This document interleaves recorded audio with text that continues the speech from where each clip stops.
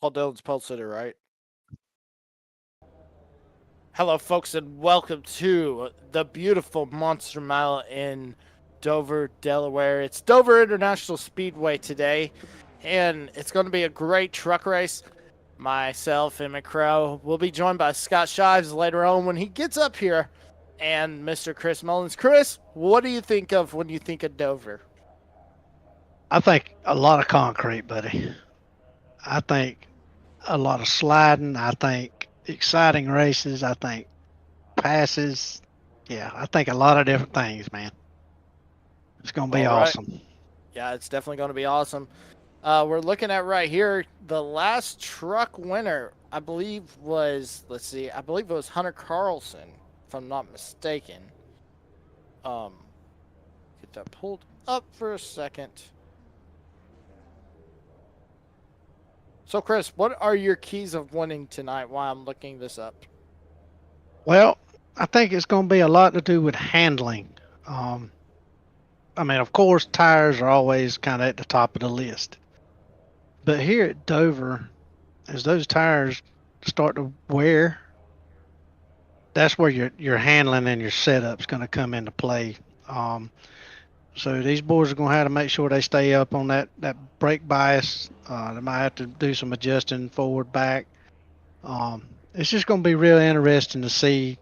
But I think you're going to see the setups that are handling very well. Of course, you're going to see those go to the front first. All right, and so now we see we got the grid up here. So your pole sitter is going to be Mr. Paul Dillon on the inside, lined up next to Zach Patano on the outside in the 63. Row 2 is where you'll find Austin Cansdale lined up next to Jared Berlin on the outside in the 70 machine. Row 3 is where you'll find Stephen Luttrell in the P536 machine, lined up next to Austin Pack in the 81 truck in P6. Row 4, you'll find Brian Tiffany in the 35, lining up next to Hunter Carlson in 8th position. And then row 5 is where you find Yogi Schlier in the 12 machine in 9th, lined up next to Charles Oberg in 10th. And Chris, read out who's starting from row 6 to row 10. Well, in row 6, we're going to find Antonio Fettuccini Mancini and Bradley Young in the 89. Then we'll have Benjamin Hollenball and Colton Brenner in row 7. Patrick James and Art Moline will finish us out in row 8. Then you have Wayne Cannon and Joshua Tressler in row 9, followed by Ronnie Prickett in the 47 and Daniel Jones in the 17 in row 10. All right, and here we go, folks. We are Green Flag Racing from Dover.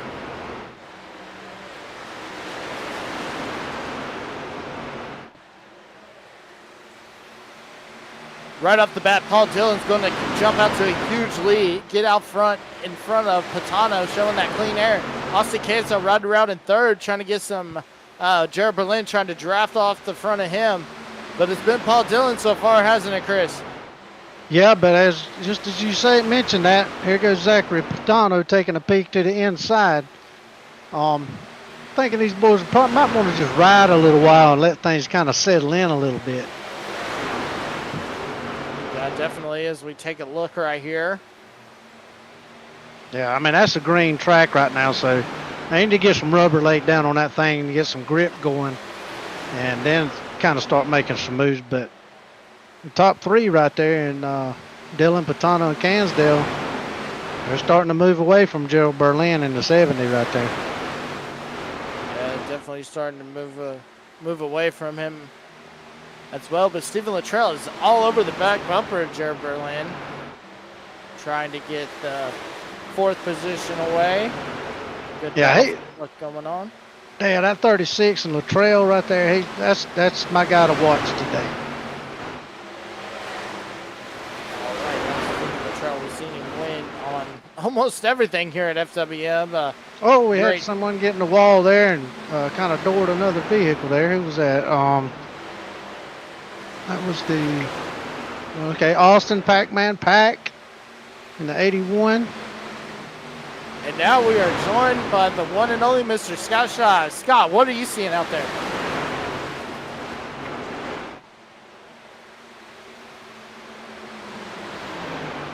Take a minute, see. Got to get him hooked up here real quick. So everything out. Yeah, we'll get Scott back in here. But meanwhile, Paul Dillon continue to lead, followed by Zach Matano and Austin Cansdale. Stephen Luttrell is all the way up to the 5th position. What happened? What's up with this? I'm trying to think. Looks like we're having problems with our ticker, folks. Yeah. Just might be trying to catch up a little bit. But Luttrell looks like he's moved up into 4th place. He's a couple of seconds behind, but he's finally cleared that traffic, so he's got some clean air out in front of him. Let's see what he can do with it. Yeah, definitely see what he can do.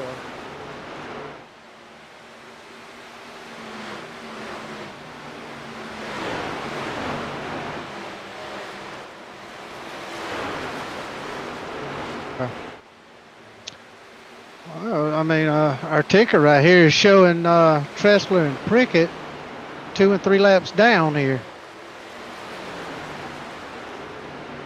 I don't know. We're all having technical difficulties. Well, you know, we have had a lot of rain in the area, and you know how the weather affects the internet. I don't know what the deal is with that, but it could be some of what's going on. Okay. Yeah, we're getting word from our producer that he's going to try to reboot this thing, see if he can get everything back working. So, Tracy, do what you do in the background, buddy. We'll just be sitting here watching for spins. Yeah, definitely be watching for spins. I had to reboot my overlay too, trying to get it up and running. I don't know what was going on, but now we are back here. As we see. Yeah, Oberg, he has dropped back, according to what I'm looking at here, about 8 spots. How about Paul Dillon, though? I mean, he continues to lead, and, you know, Paul Dillon has been there in the first part of the races, has let straight out dominate, but then always has gotten caught up in some late race wrecks. So, tough break, but hopefully he can rebound today for sure. Yeah, I hope so, man. He's due for a break. I mean, he's been catching some bad luck, so you know maybe they ain't. Hopefully, everybody's got popcorn down there on pit road. You know.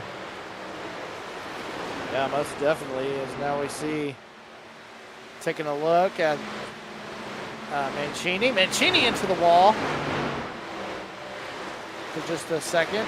I think Miles reached out and thought he was having him some fettuccine there for a second. Yeah. I'm telling you, big contact in the wall. Who is that? Let's see. I can't tell who that was. Somebody hit the wall at a time. Oh, yeah. Got a truck already off. It looks to be Wayne Cannon, I believe. Yeah, he's fell back. Yep, there he is. Looks like So he just Wayne got Cannon towed to the pits. with the tow to the pits. I don't know what happened there. Might have to. Maybe we get a shot of what happened there. Okay. That for you folks. Hey, well, we are. That's a good. Oh yeah, hard into the wall. That's what I saw. I saw him getting in the wall when I was looking at Mancini. That's bad. That's tough for tough break. Excuse me. All y'all tuning in, thanks for tuning in.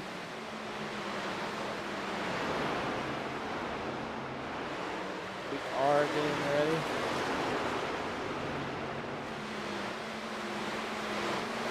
This has been an exciting race so far. It sure has. We've had a lot of things going on here. We can't keep up with it.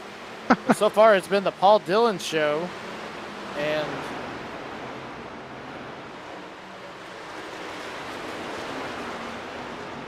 now I believe we are being joined.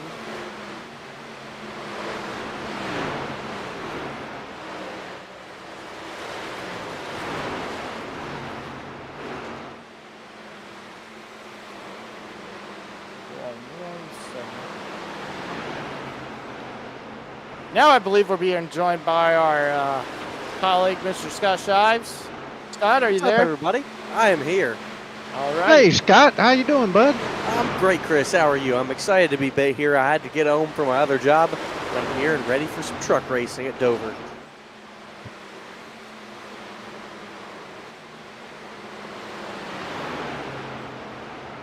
So I'll catch you up, Scott. So Paul Dillon has just been dominating from the pole since lap 1, and Patano just hasn't been able to get around him with Paul Dillon using that clean air.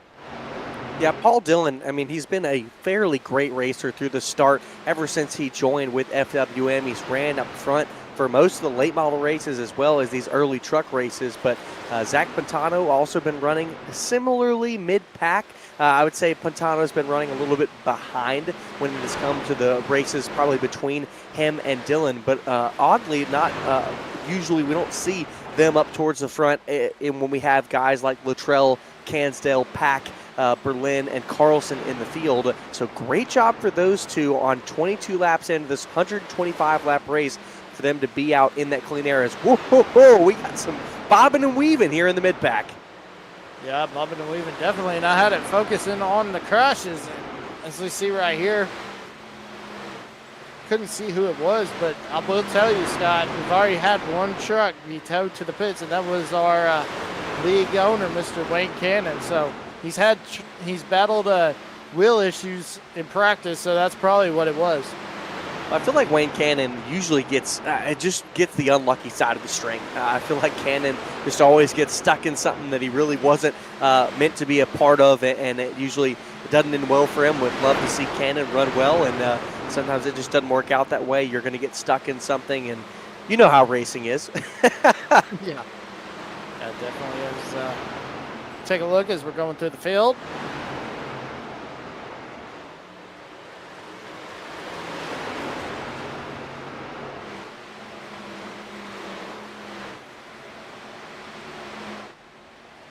Our producer, Mr. Tracy Brown, doing a great job. You know, we had the technical difficulties, but the only way from here is up, and and it's been a great job. Shout out to Tracy for getting it back on the air, back going, so that you, the fans, can see what is going on the track. And Yogi Schlier's on pit road, guys. Yogi Schlier headed to pit road. He's already a lap down, and that number 12 and that Lucky Charms machine going to bring it down into the pit lane. Emmett, you got to tell me, is this a scheduled stop or an unscheduled stop? You know, it's tough to call. Looking at it, it might be a scheduled. He was talking about earlier, talking to him and Daniel Jones when I chatted with them earlier. They were talking about they were going to see how the fuel went. So this could be a fuel strategy move for Yogi for sure. Yeah, hey guys, Austin I'm Blue checking. cars. Whoa! Did you see that, Chris? No, I think that was Berlin. Somebody smacked the wall. That might have been Austin Pack. I think I think it Austin was. Yes, Pack. that was Austin Pack that slammed Wow. into the inside wall on the entry to turn 1. Yeah, no, I was actually checking in with our YouTube watchers, and Seven posted, "Let's go, you basement dwellers. Let's see some bumping and grinding." Well, we've seen a little bit of bumping. I wouldn't say we've seen much grinding between any of the wheel wells. There might be some grinding now between the wheel well and the tire for Austin Pack. That's a rare mistake, and that we don't often see mistakes like that from the number 81 machine. And as we got a whole situation back here, a lot of cars all stuck together, and a lot of them fishtailing it off of 4. Yeah, we were chatting a little bit with Cansdale before the race started, and he was telling us that about around lap 25 or so, the tires start to go out pretty hard. So this is along that time frame where they'll start slipping and sliding all over the place. So that seems to be what Cansdale called it. It seems to be taking place right before our eyes. Well, and it's going to be an interesting condition for these drivers, Emmett, because as we know, the 1 mile concrete track at Dover with these trucks, you're on the throttle for a lot of this racetrack, heavy braking. As we got a little bit of a tap, and somebody's going to go around. Oh, what a save! And it was a save for a second. I think it was Art Malign in the 15 that was getting turned around as I was trying to find out who that was, and that is going to bring out our first caution of the evening. So I want to tell you, Scott, we actually got to talk to Art, and his last name is now.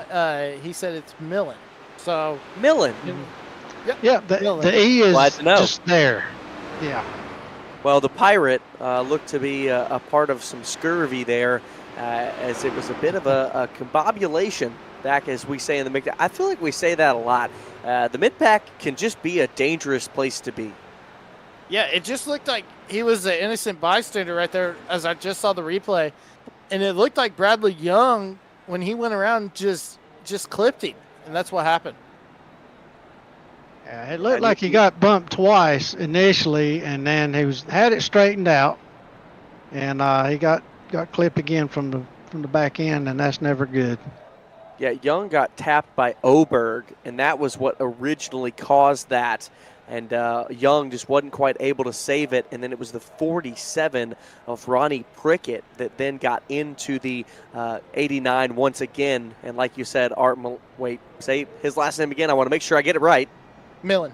Art Millen was just there, like you said, as a bystander. But here we go. Pit road is open, and our 2 leaders, well, they are right there, right together. Who is going to be able to make it off of pit road first? Who's going to get the best stop?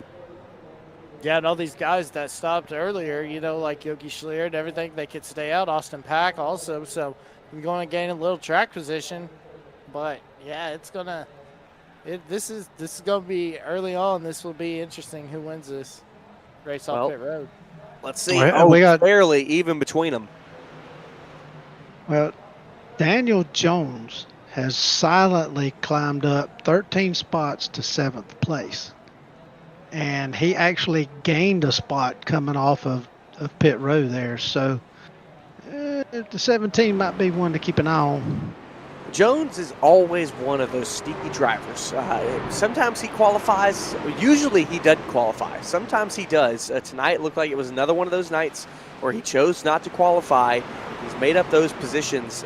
He's usually quiet on the radio, quiet on track, but more often than not, you're going to see that number 17 up within the top 10. Another driver to mention and shout out, Steven Luttrell right there, jumping 2 spots from that entry into pit road and off of pit road. So Luttrell, a possible contender because he's already won here in the Truck Series. And he might have won in the Gen 4s. I know he has won that before.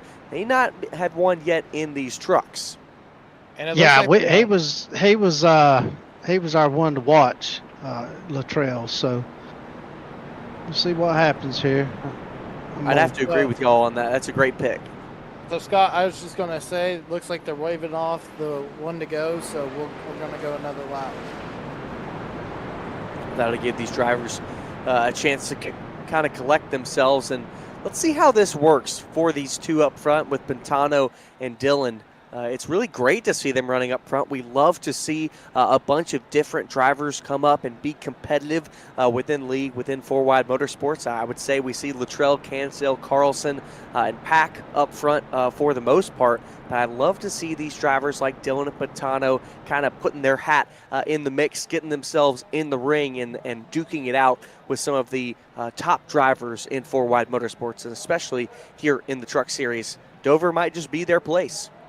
Yeah, and like we were talking earlier too, Dillon and Pantano, they're both kind of in the same boat. They just seem to catch some bad breaks, like midway through the race or something. They get caught up in something, and it messes them up. So hopefully they can shake that loose today.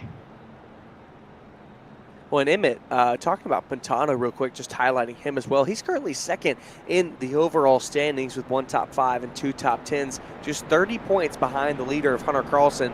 And for a driver who's won twice in Hunter Carlson, it's not too bad to be just 30 points off through these first 2 races of the Truck Series here on Four Wide Motorsports.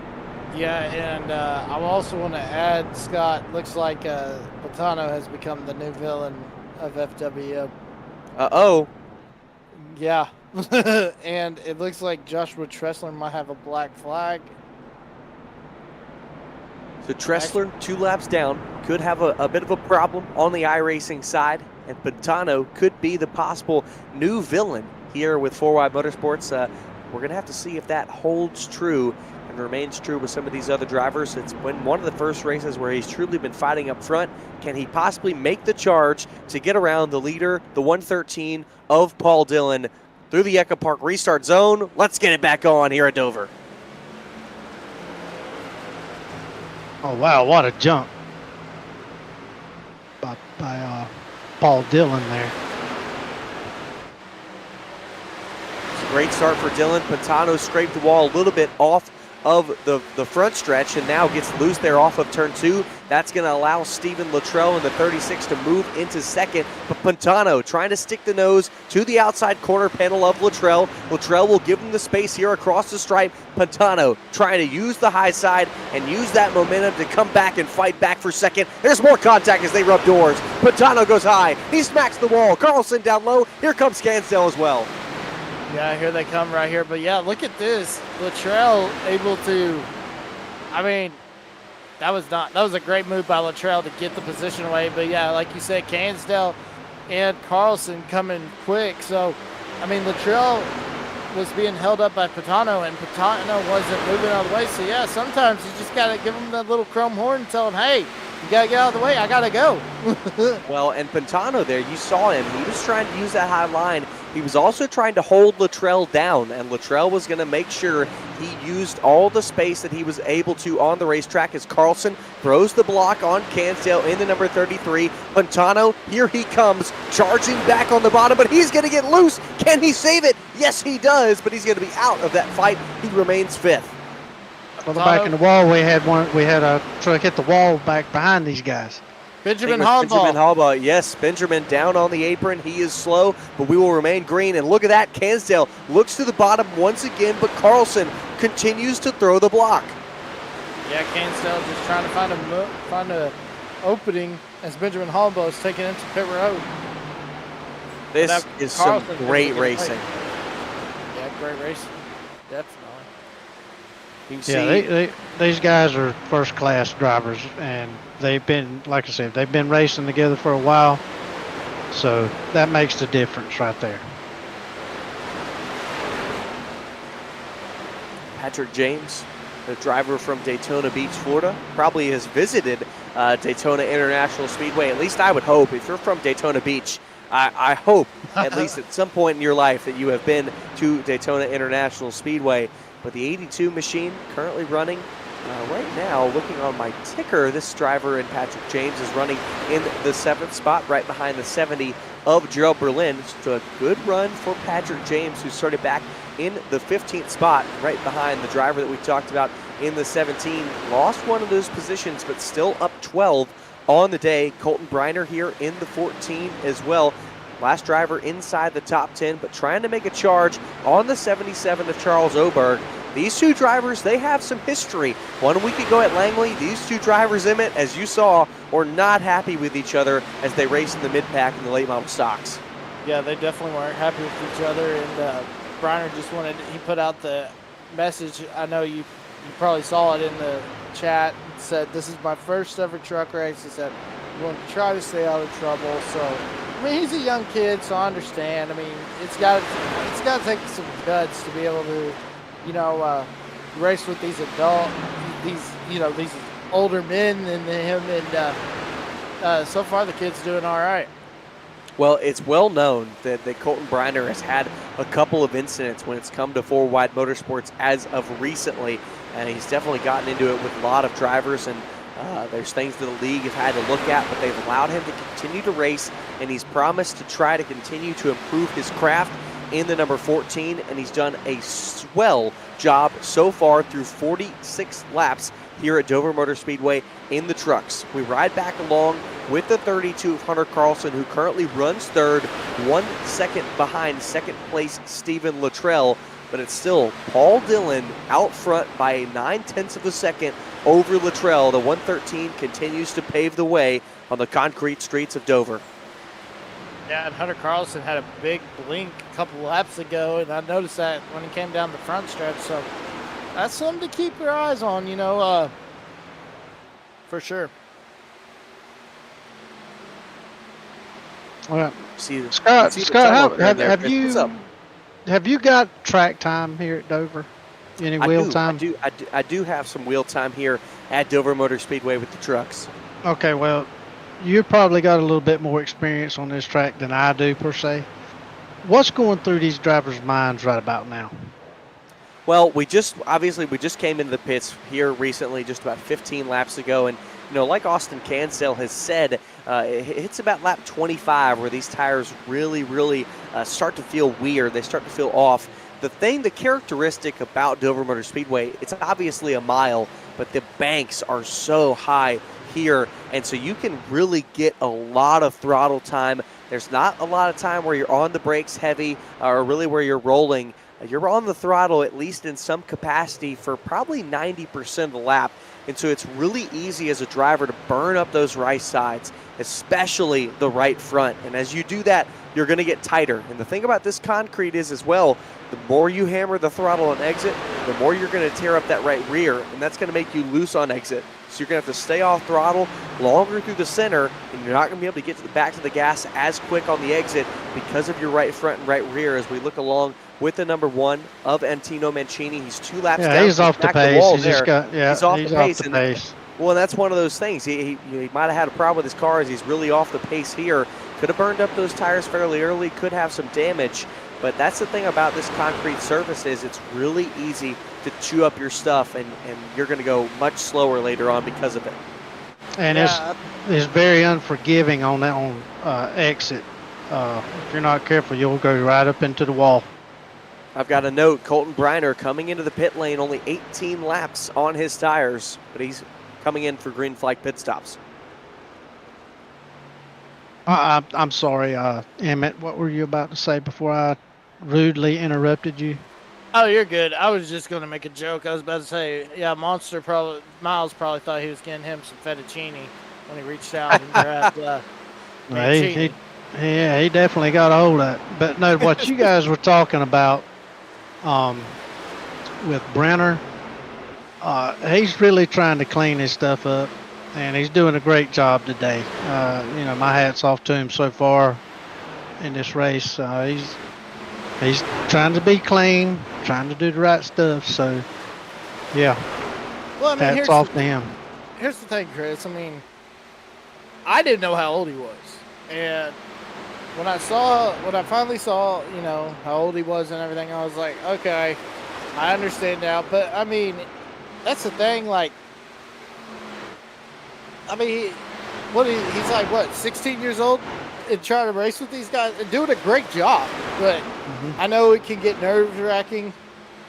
But great job out there. Shout out to Colton Brenner, running a great race in the first truck race. Well, Emmett, you know, as a driver, when you're faster than the car in front of you, it gets extremely frustrating, and you can't get by them for whatever reason. You're trying, but they're either blocking you or something. And sometimes you just want to stay in the throttle a little bit and give them a little love tap, and things go sideways from there. But patience is key in this. You really got to be patient and be consistent. And he's, you know, as a young driver, he's got to learn that, and he will as he gains experience. Yeah. Well, it's great to have this league around Emmett because you know, here at 4Y Motorsports, the drivers are going to be tough, but as well, they're going to be real with you. A big problem there at the end of Benjamin Hallbaugh. But we saw him have a problem earlier and came to pit road. Looks like he might have some more serious damage this time.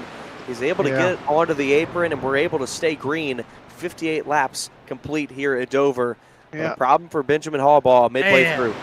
Yeah, hard lick Benjamin Hallbaugh. But I was going to say, guys, if you look at Austin Cansdale, watch him. He's hit the wall 3 times, and I think he's getting real loose. He was trying to run that high side, but he hit the wall a ton. As you see right there, good Lord. Yeah, these trucks, the rear end, these boys just got to start being careful with that throttle. At this point, tires are really slick. Cansdale's looking to be, he could be in a possible vulnerable spot. Let's see if he's going to be able to answer us, but Gerald Berlin is going to be right behind him here recently. Or excuse me, I think it is the 63 of, Zach Pantano. It's going to be right there. But Austin, what are you feeling? You're looking a little bit loose. I was doing really good, and then I heard Emmett come over my radio saying he hit the wall 3 times, and I ain't hit the wall in about 20 laps, and then I just smacked it. So he put that commentator voodoo on me, but the track's starting to really tighten up in the center of the corner, so trying to get off the corner, getting on the throttle just a little too early, sending the truck around a little bit, and it's pushing tight, then trying to overcorrect it so it don't hit the wall is causing the rear end to slide out really, really hard. Well, hey, Austin, we can see you on the end car right now, the way you're working that steering wheel through the turns. Looks kind of like you're about to get your hands full there. I was going to it's tell you, getting there. The good thing is Patano hit the wall, so you're able to get it. Patano is dropping. It's not Patano behind you anymore. It's Gerald. I ain't worried about the drivers behind me. I'm worried about the drivers in front of me. I know. I was just letting you know. Well, yeah, because Gerald Berlin is the next car in a battle for position. Berlin is 1.5 seconds back. That is the 63 of Pantano, but as you see, Cancel scraped the wall just a little bit. That is Pantano, but he is 5 laps down. We saw him have a bit of a problem, fall back to 5th, but unbeknownst to us, he came into the pit lane and to get some extra service, and he has gone 5 laps down. So a driver that early on was possibly contending for the lead is now back in 17th, 5 laps down. Wow.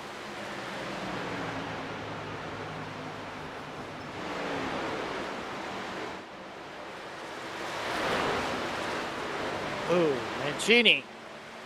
Austin, you love that wall, don't you? Yeah, I gotta get a little bit of damage on this car. Feel bad though.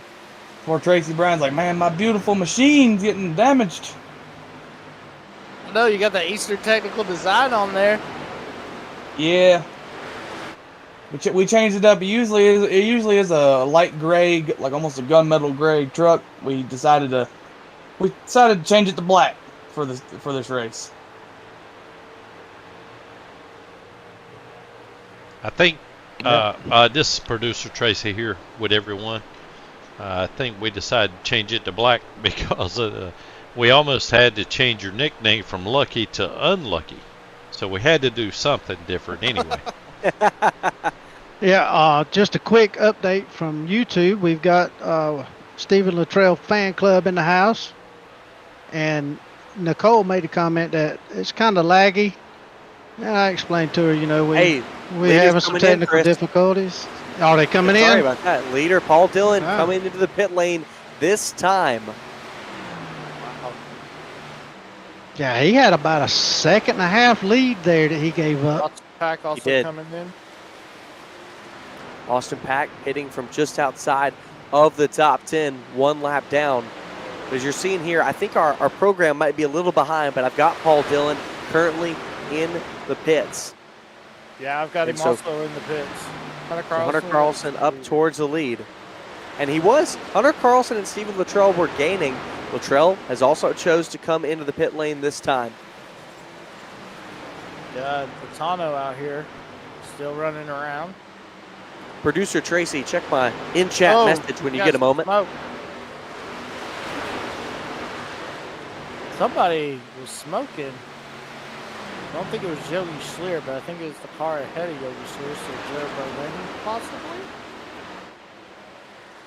Could have possibly been Berlin. Berlin currently running in 3rd spot, 1.8 seconds behind second place Austin Cansdale. And again, Carlson currently your leader with the 2 others in front of him coming into the pits. So that begs the question, when will they come in? Carlson over Carlson's the radio. coming in this I think it's time. he's coming in now. What will Cansdale do and how will he respond? Yeah, Tracy, I think our program is a little bit behind the sim. Just wanted to make you known to that. I hope producer Tracy can hear us. Watch this slide right here.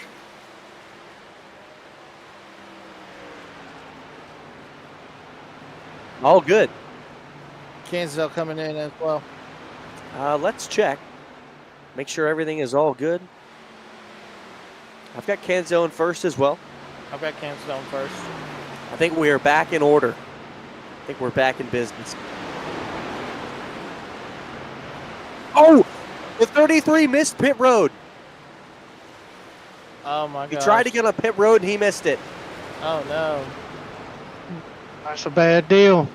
That is going to be a huge, huge loss of time for the driver in the number 33, and especially with Hunter Carlson having already gotten his service. He's going to come out of the pit lane this time, but Cansdale going to put himself down on the apron, and I imagine, yes, he will pit this time as Wayne Cannon will also follow him in, but Cannon is a mere 17 laps down. He probably asked his Uncle Wayne if he was coming in and decided to come in with him.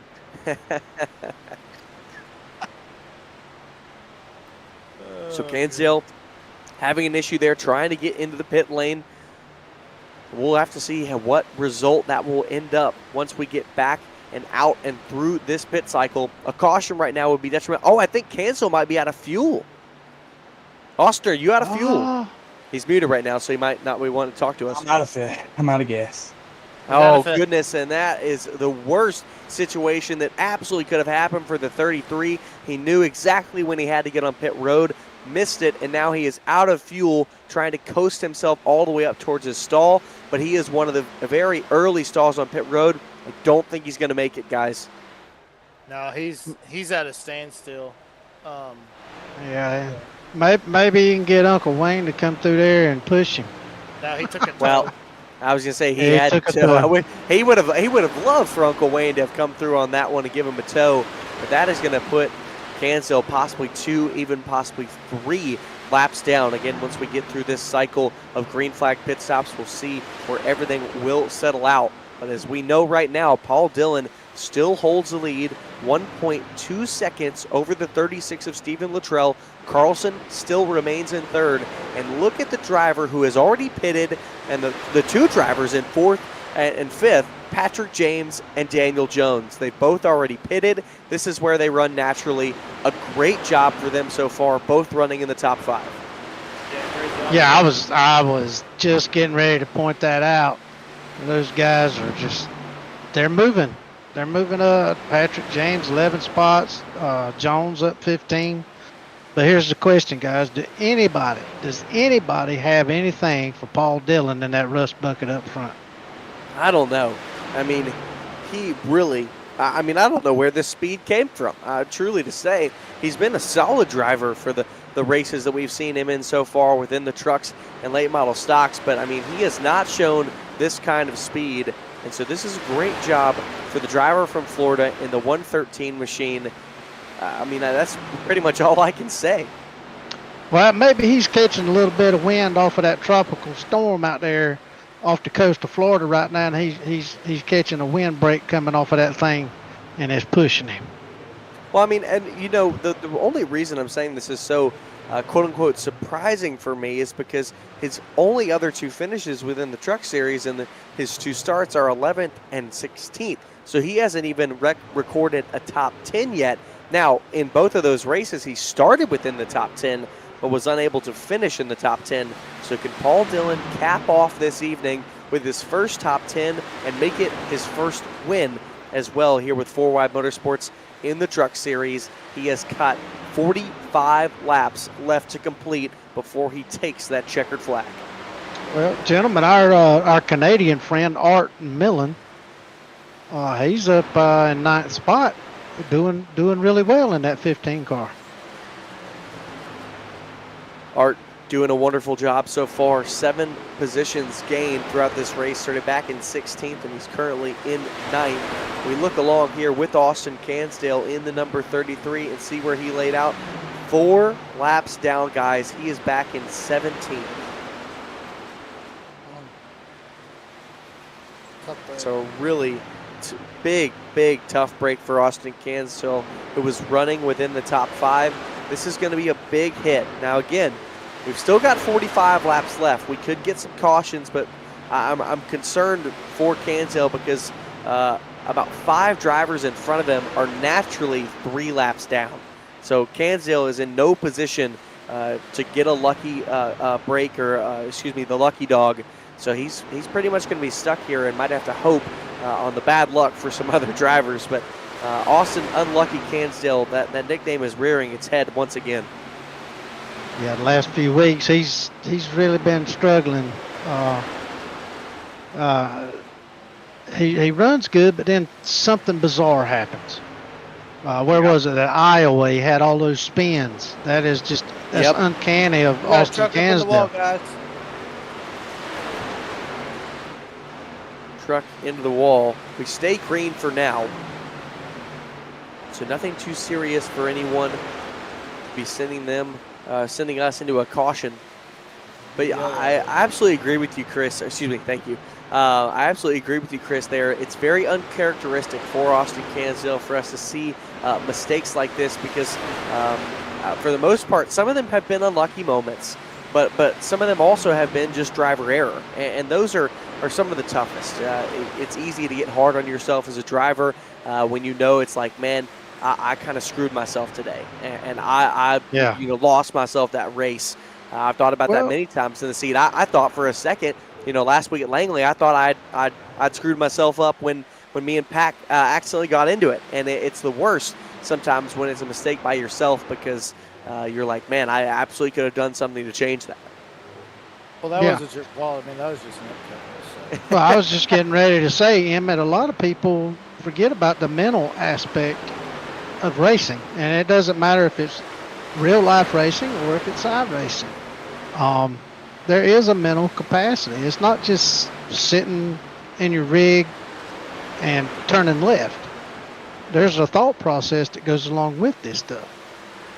Well, absolutely. I love what you said there, Chris, because, I mean, there are so many micro adjustments that go on through the race. When you get up close to another competitor, you're trying to think of how I can pass them, how I can do it cleanly, what do I need to do? You're also thinking about strategy. I mean, we've seen a good couple pit stops for a lot of these drivers, and we've seen for Cansdale, it's real easy to make mistakes. But for Cansdale's position, okay, those mistakes have happened, and I've got to put them behind myself because you can't let those snowball upon each other and let yourself make more mistakes. I mean, you're seeing the speed out of Cansdale right here as he's trying to possibly get a lap back from a leader of, and I say the leader, Hunter Carlson is the new leader.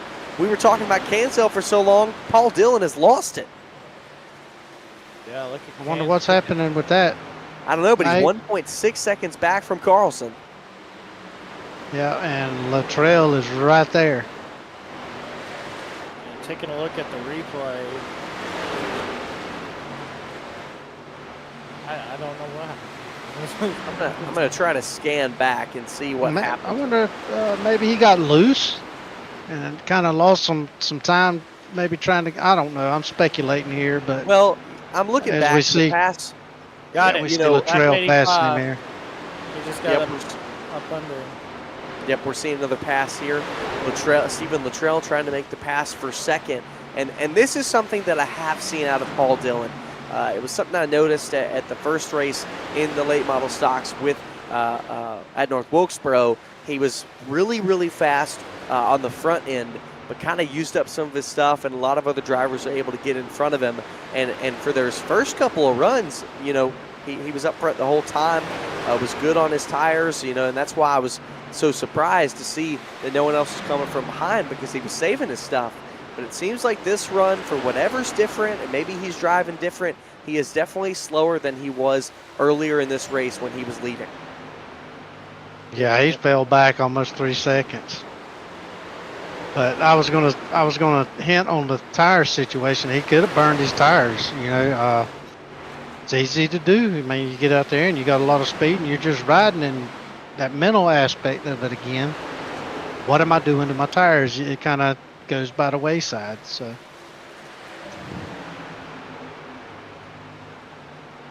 But we're getting ready to we're approaching 32 laps to go here, so we're getting down to the nitty gritty of this thing. Well, and I've got to think, Emmett, I think we're going to have one more green flag pit stop.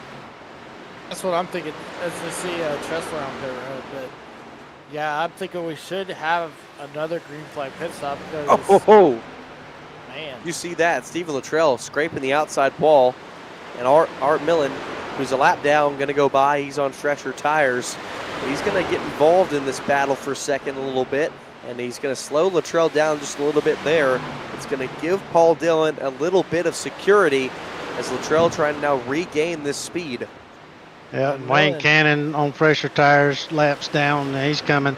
And I can tell you right now, these guys on the lead lap do not like this situation. Do not like it. When lap cars start getting into the mix, it drives them crazy.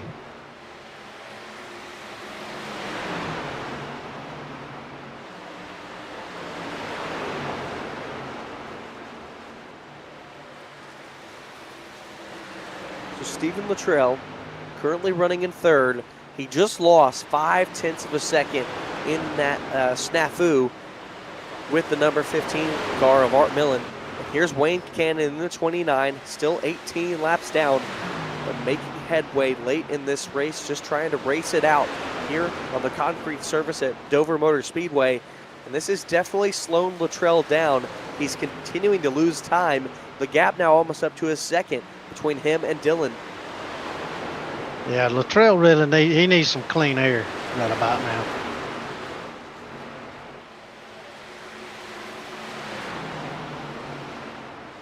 But old Wayne Cannon there, he's not, ain't no quitting that fella. I can tell you that. If it's gonna go, he's gonna go with it.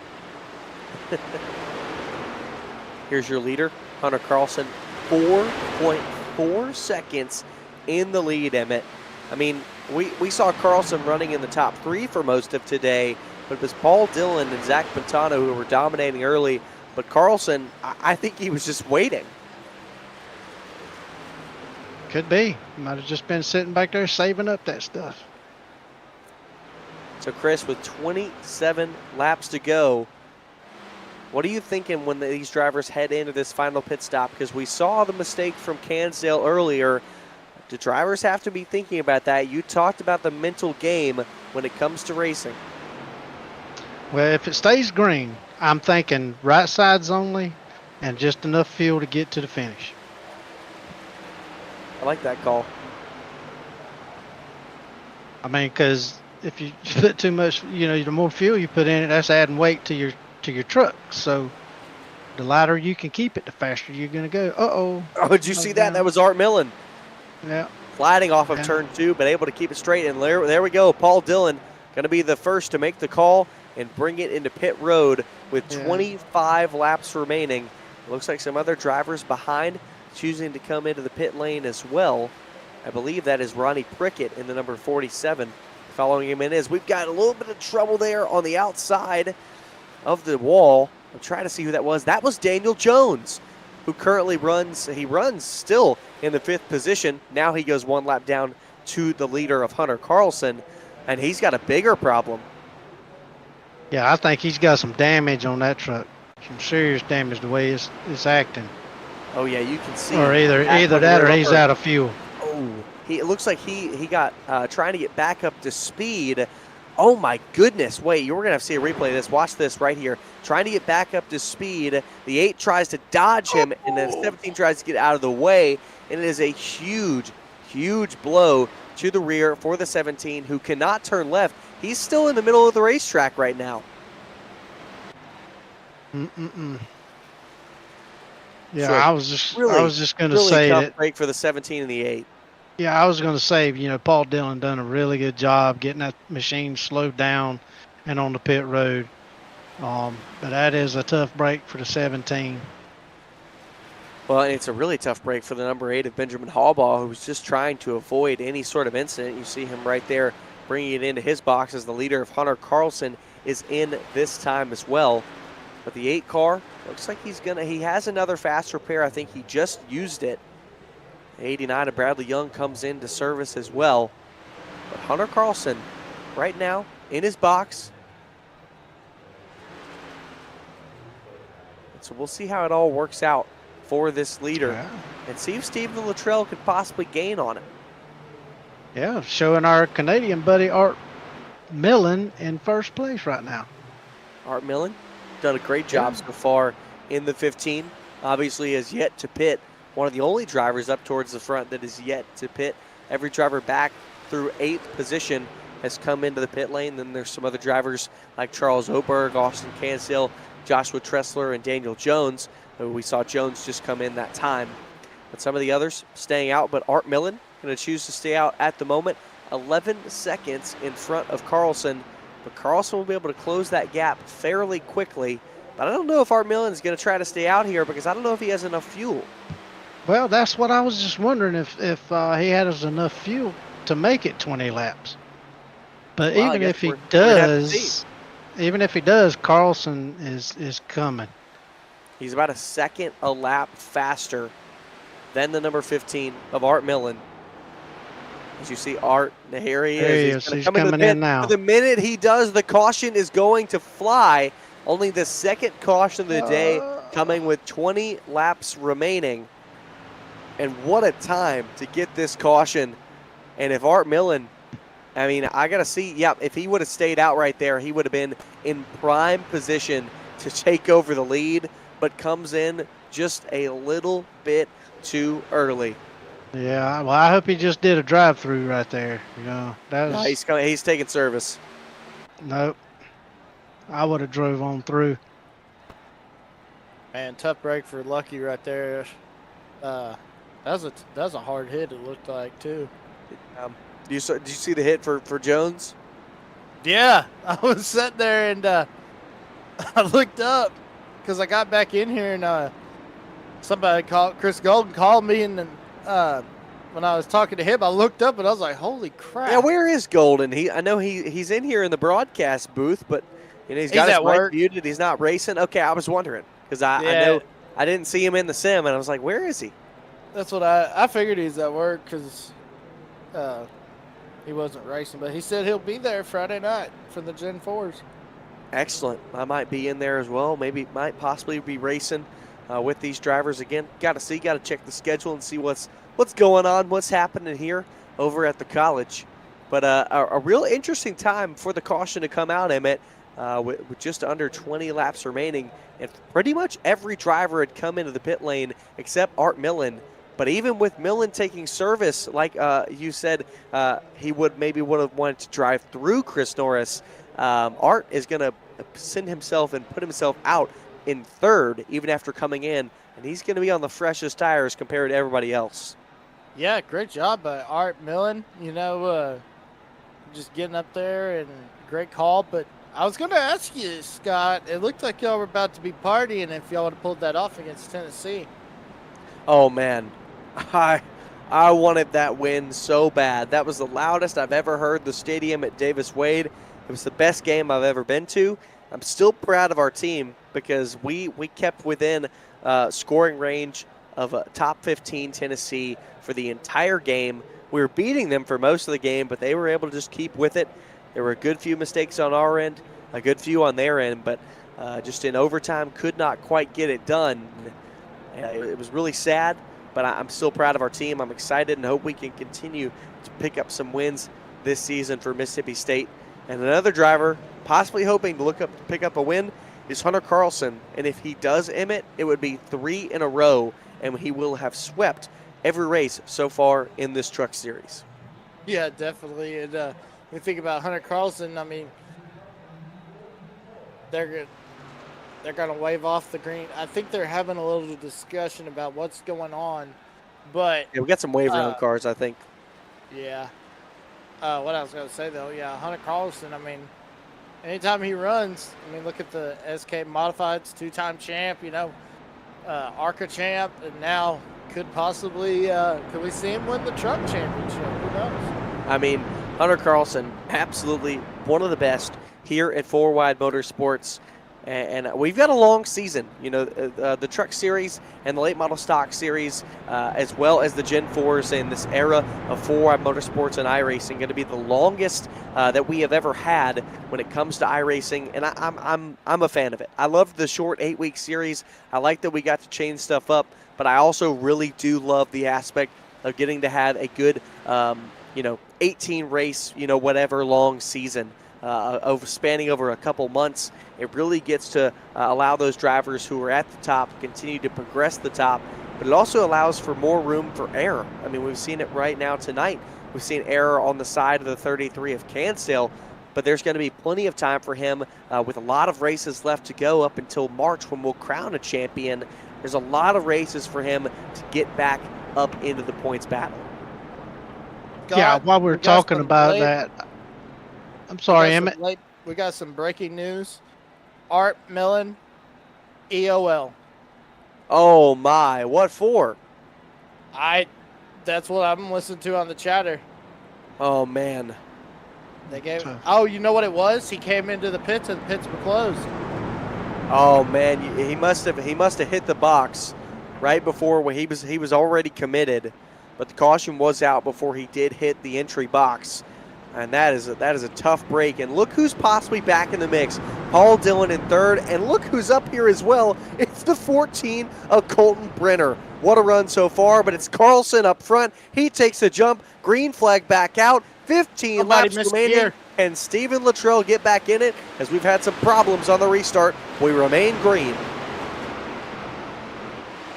Yeah, I was just going to throw out there that our next race is the 6th, and they'll be at Stafford Motor Speedway in the late model stocks, and then 10-13 they'll be at Rockingham again in the trucks. I don't know about y'all, but I love the schedule getting to flip-flop. It gives a little diversity for our drivers as well as us as broadcasters. Selfishly allows me to be able to race and also be able to sit in the booth with you amazing gentlemen. And look at this battle for the top position. This is as close as it's been all night, and this is a treat. Look at this, just 2/10 of a second between your top three. Stephen Luttrell would love to get his first Truck Series win. Same could be said for Paul Dillon in the 113. Yeah, definitely would be awesome to see Stephen Luttrell. He's won everything from... he just came on the radio and said he's having flashbacks to Texas. Probably in the Gen 4 Scott. Yes, I remember that. It was Who Luttrell, won that race? Carlton, and me. I ended up winning, but I was in the position that Paul Dillon is sitting in right now. So if anything was to happen with Luttrell and Carlson, it would be Paul Dillon who would be sitting in prime position as we cross the stripe here this time. It'll be 11 to go. Look at how close it is between these three. This is awesome. Yeah, look at this right here. As we see Stephen Luttrell, he's looking to the quarter panel on the high side, trying to get some momentum, but look at Paul Dillon, Scott. He's trying to get to the inside of Luttrell, trying to make the move. Yeah, he is wheeling that thing. But you know, Art Millen, even though he had the situation, he still finds himself in 6th spot.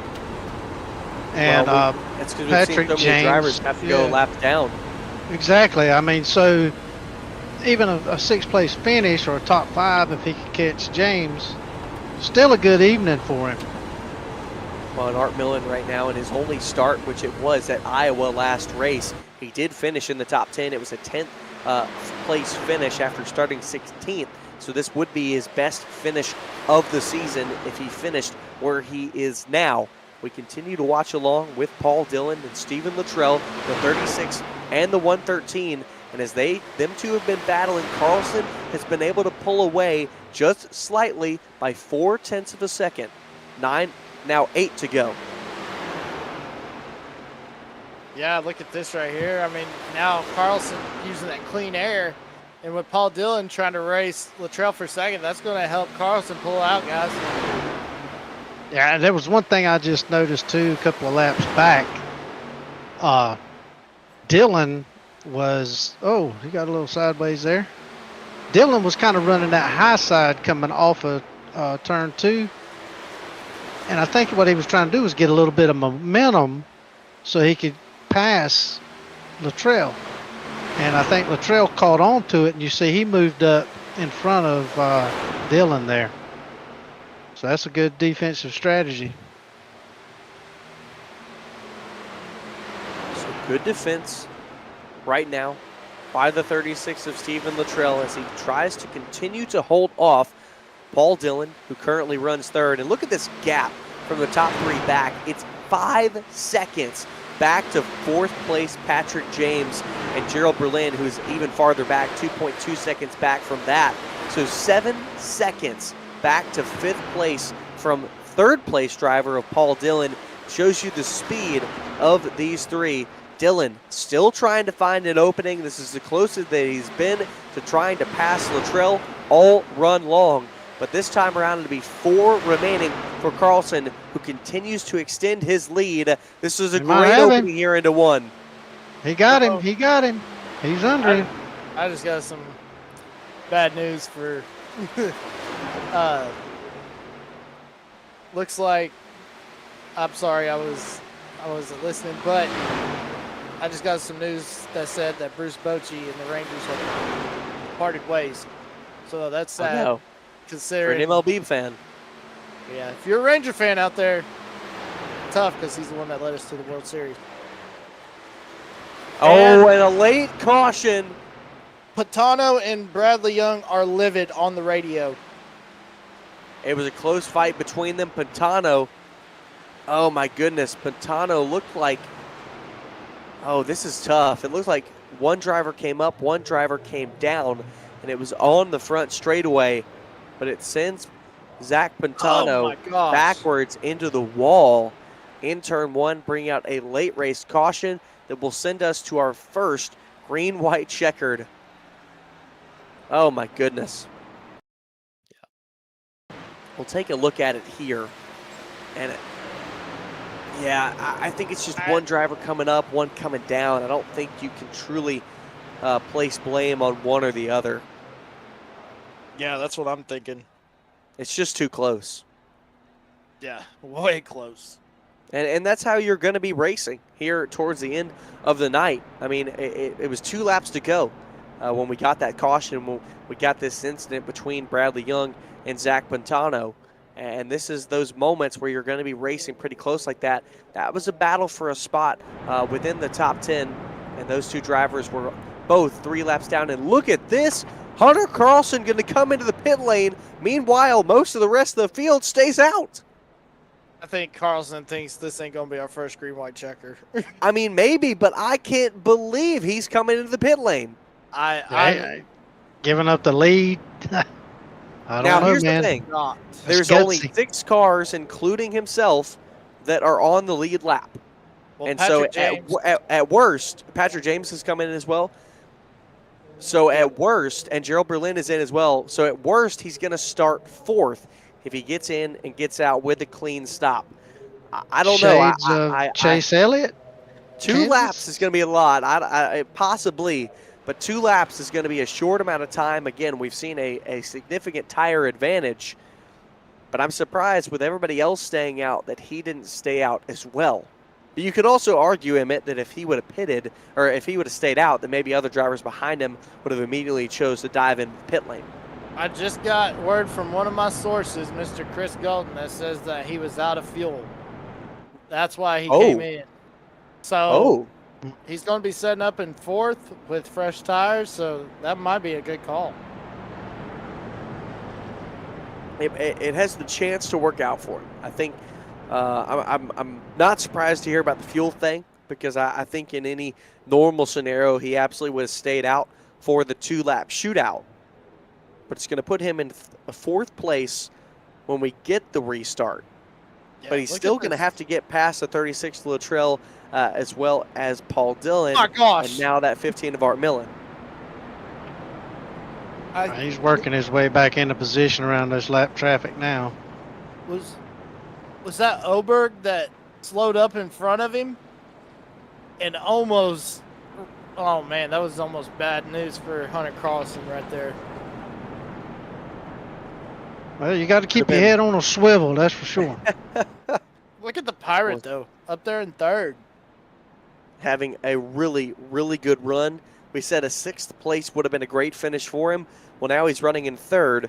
You got to imagine that Carlson is definitely going to get by him here within these last 2 laps, just with his tires being so fresh. But if Art is able to hold off these others behind him, then possibly he could still finish within that top 5 and solidify his best finishing position here with 4Wide Motorsports in the Truck Series. We're going to get one more lap until we take the green flag. 2 attempts at overtime within the Truck Series, and after that it will be officially decided. But what do you do here if you're guys like Steven Luttrell and Paul Dillon who know that you've got those fresh tires with Carlson right behind? Yeah, that's the thing. I mean, it's going to be interesting because if Paul Dillon misses a shift or something, then it's going to be chaos back there. But, I mean, he could spin the tires, anything. I mean, and shout out to Paul Dillon. I mean, you know, like we were saying earlier, he's been there in the beginning, but then always gets caught up in a late race wreck. Well, now he's sitting there in P2 on this green-white checker. You know he's going to be shooting for the front, as well as we see Hunter Carlson blinking in and out. Definitely. Well, I want to check back in real quick just with Austin Cansdale. He's back in 12th position. He was back in 17th after the initial incident with missing pit road, so he has gained 5 positions. Every point is going to matter when you're racing for a championship. But it's going to be probably the best that he can do today with any other driver in front of him sitting laps ahead of him. Back up towards the front, it'll be Steven Luttrell, Paul Dillon on the front row on old tires. Then it's Carlson and Art Millen in row number 2. Millen on old, Carlson on fresh. He's led the second half of this race, but can he get around? Green, white, checkered, 2 laps to complete. Let's get it on. Look at that. Steven Luttrell's going to shoot up right in front of Paul Dillon, trying to cut off the momentum. But look at the run Dillon's getting through the corner. Here he goes, inside. Good run here on Luttrell. Looks to the inside, but here comes Carlson. Here he comes on those fresh tires. Will he split them 3 wide? He's got to make a decision. He's going to have one more shot at it. Gets a little loose there. White flag in the air. This race is official. Here we go. A 3-way battle. 2 drivers on old tires. Here comes Carlson. He cuts it up through the middle. One done. Now he's to the inside of Dillon. They make contact. They brush. Here comes Carlson. Shoots it into the gap in turn 3. Back to the lead in the final corner on the final lap. He's going to make the sweep. It's 3 in a row for Hunter Carlson. He wins at Dover. What a finish. What a finish. Doesn't get any better than that. Guys, I'm out of breath. Hey, you had some work to do right there. That's why I like being color. Oh, my goodness. It was a bit scary there, but you saw Carlson slowly and methodically choosing when he needed to pick his line, and it was right off of turn number 2 that he went high, arced it down, got a great run out of 2 to pass Luttrell and get to the inside of Dillon, shot it down into 3 and was able to clear, and from there it was going to be nobody else that could challenge. That's 3 in a row, guys, and he is the only driver to win here in the opening of the Truck Series.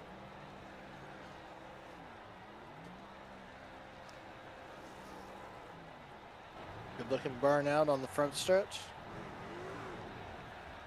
That is a that is a top 5 for Joe Berlin and Patrick James as well. And Art Millen comes home in 6th place.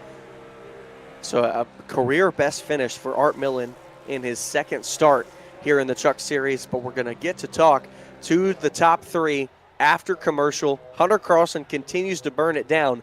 And we'll also get you with our final results. We're going to take a quick break and be back to you with results and the interviews from our top 3.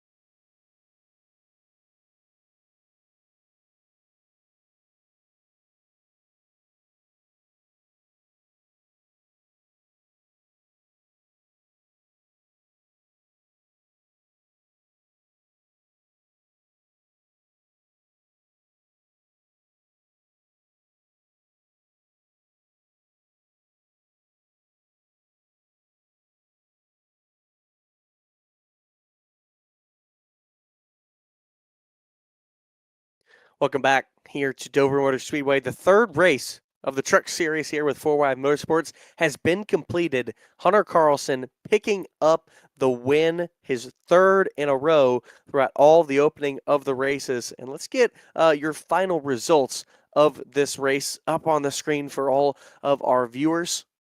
And make sure everybody knows how it all went down. Hunter Carlson getting the win from 8th spot on the grid. Paul Dillon, a great run here, leading for the first half of the race, finishes in second.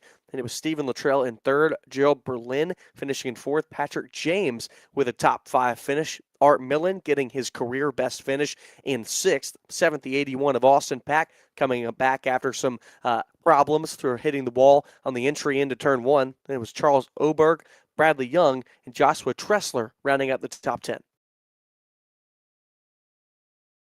Yeah, and 11th is where you found Yogi Schlier. 12th is where we found Austin Lucky Cansdale. 13th is where we found Ronnie Green Hornet Prickett.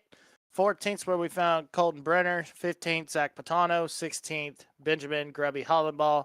17th, Wayne Cannon. 18th, Daniel Monfu Jones. 19th, Antonio Fettuccini Mancini. And 20th, Brian Tiffany. Let's get to talk as Emmett Crow finished last, and Emmett didn't get to start the race here this evening, and I'd love to see that. I would love to see that. By the way, and let's get Chris Norris, who is getting to catch up with Stephen Luttrell, who finished third tonight. Yeah. Thank you, Scott. Stephen, you got a copy? Sure do. How's it going? It's going, man. Tough break on that third place, man. We were watching you a right good bit, and you seem to have a really good truck this evening. Those last few laps, tell me, man, what were you thinking those last few laps? Well, we got that late caution. We got the green, white checkered, and I was going to go in the pits if Hunter stayed out, and if Hunter went in, I was going to stay out. I was just going to do whatever the opposite he did, and it didn't work out. These tires get tight so fast. The front end starts pushing up within 8-10 laps of a run. So I should have known better, but yeah, we just pushed it hard, and it was fun racing with Paul and Hunter, but they ended up getting the better of me. But we'll come back and try again. Yeah, you kind of had your hands full with Paul there, because I mean he had a great machine all night long, so I mean we were glad to see him not find those unlucky breaks that some of the other guys found this evening. The tire situation there at the end with Hunter, yeah, we were kind of wondering if you were going to stay out, take tires, follow him. So you cleared that up for us. Yeah, I should have went in. I should have pitted. Well, you know, it's old tires, new tires. That's kind of tough. It is, but that's the way it goes. And it was fun. It was a really fun race. Oh, absolutely, Stephen. We enjoyed it, man. Those last three laps, man. I was on the edge of my seat. But congratulations on the third place finish. Do you have anybody you'd like to give a shout out to before we close?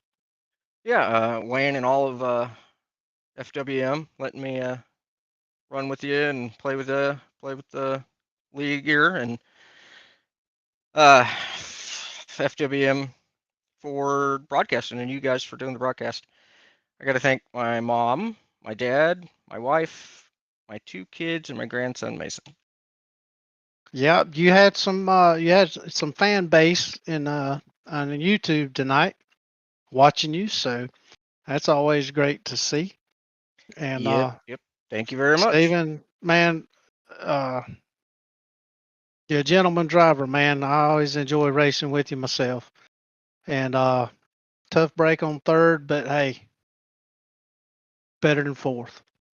Sure is. We'll see what we can do next week. All right, Stephen. Thank you so much for your time, man. Stephen Luttrell, Kansas City, Missouri, putting things on the map, 8K Motorsports. Have a good evening, Stephen. You too. You bet. Thanks a lot. Yes, sir. Scott, I'll send it back over to you, buddy. Well, and I'm going to send it right over, swing it on over to Emmett Crow, who is going to get to talk to Paul Dillon with his best finish in his first top 10 of the season. Hey, Scott, thanks, man. I'm here standing with Paul Dillon. Paul, man, you got the monkey off your back, getting to actually get you a top 5. And I know second sucks, but how does it feel to get second tonight? Oh, second's not that bad. It was a great race, I'm up front, minding my own business, just watching the relative. I got like a second and a half, 2 on the field. And out of nowhere, Hunter Carlson comes up. I hear second place is closing you down. I'm like, excuse me? So yeah, Hunter just came out of nowhere and just tracked me down. All right. Well, how do you feel going to Rockingham in a couple weeks? I really haven't raced Rockingham that much. Just like Dover. Dover's not one of my better tracks, so this is like the greatest I've ever done. But we'll go to Rockingham. We'll figure out a line, and we'll see what that day brings me. All right. And before we let you go, is there anyone you'd like to thank out there? I want to thank Four Wide Motorsports for putting this show on. As soon as I get done here, I'm going to go watch it. So, yeah, you guys in the booth are great, and thanks for everything you guys do. Well, congratulations on the runner-up finish, and we'll see you at Rockingham. Thank you. I'll be there, man. All right. Scott? Well, and now we get over to our winner, the 33 of Hunter Carlson. And Hunter, 3 in a row for you. You've swept the truck series so far, and they've all been different kinds of wins in the way that you have won them. And this one tonight, you kind of started off a bit on the back foot behind drivers like Zach Pantano and guys like Paul Dillon. But then halfway through the race, something clearly changed. You got out to a 6-second lead before that late race caution. What changed for you midway through this race to where you just jumped up towards the front? To be honest,